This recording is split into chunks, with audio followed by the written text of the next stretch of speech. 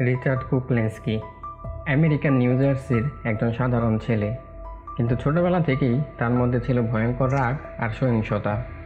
বাবার মারধর আর মায়ের ধর্মীয় অত্যাচারে বড় হয় সে।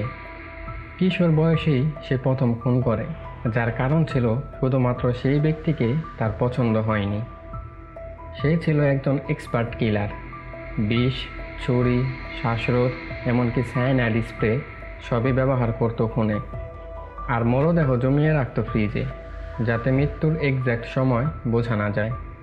আর এখান থেকেই তার নাম হয়ে যায় দি আইসম্যান।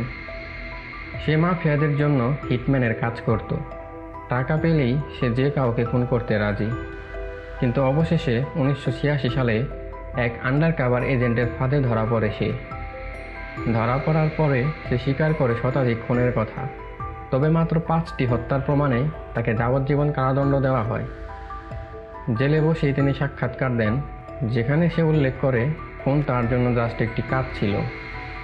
2006 সালে হৃদরোগে আক্রান্ত হয়ে জেলে মৃত্যু হয় এই ভয়ঙ্কর খুনির। তবে তার ঠান্ডা মাথার খুন আজও সবাইকে কাঁপিয়ে দেয়। আরও এমন রহস্য জানতে সাবস্ক্রাইব করুন এখনই।